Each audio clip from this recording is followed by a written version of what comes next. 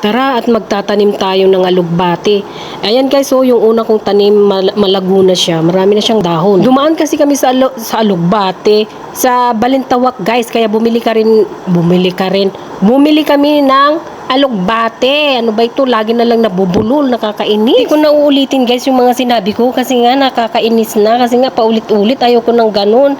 Na ano na ako, na-stress ako sa kakaedit. Magtanim-tanim naman tayo ng alugbate guys para marami tayong matalbusan o makukuhanan ng ulam. At pagkatapos kong nagtanim guys, eto, naglinis na ako dyan sa may garahe. Gamit ang water gun kasi nga wala dito yung sasakyan. Sige, namit ang sasakyan kaya may pagkakataon na akong maglinis dyan. Gamit ang water gun guys. O, tingnan nyo guys. O, talagang malilinisan niyang mabuti ang simento na yan. Matatanggal lahat yung mga alikabok, yung mga lupa na nakadikit dyan sa may simento. Tatanggalin niya talaga dahil napakalakas ang pressure.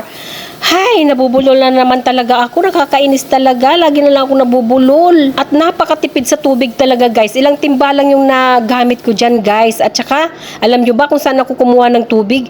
Yung sa tubig ng ulan. O, diba nakatipid ka na? Kaya dapat, kapag umuulan, magtipon kayo ng mga tubig. Tapos kung may water gun kayo, yan ang gagamitin yung panglinis. Kasi nga ngayong tag-ulan, talagang maputik talaga. Kaya kailangan nating mag-ipon ng tubig para gagamitin panglinis sa mga simisemento. Kapag semento yung paligid nyo, ayan, water gun lang ang gagamitin at ito'y matatanggal. Ay nako, ang ganda talagang gamitin ito. Natutuwa lang talaga ako at nag-i-enjoy ako sa paglilinis ng ganyan na water gun. Water gun lang ang katapat ng mga putik na nakadikit sa mga semento. At mag-i-enjoy talaga kayo guys sa paglilinis kasi nga ang gaan-gaan eh. At basta nag-i-enjoy talaga ako guys. Ang ganda talagang gamitin.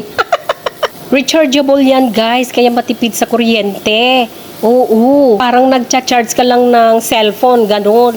Pag nalubat, charge ulit. Yan ang ginagawa ko. Pag nalubat, charge na naman ulit. Pagkatapos pag nalubat na naman, o di i-charge ko na naman at magagawa na naman ako ng ibang gawain. So, kapag na-charge na, itutuloy ko naman ulit yung paglilinis dyan sa garahe. Yung aso guys, nagising sa akin sa pagbo-voice over ko, ang ingay ko. Kaya nagising siya. Ganyan kasi guys kapag nagbo-voice over ka, maingay. Para kang sira na nagsasalita mag-isa. Oh, ayan guys, oh. Tingnan ninyo si Inday Badiday, oh. Talagang nag-i-enjoy siya sa paglilinis ng garahe gamit ang water gun.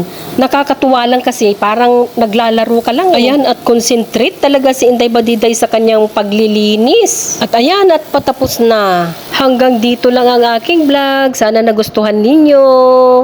Bye-bye!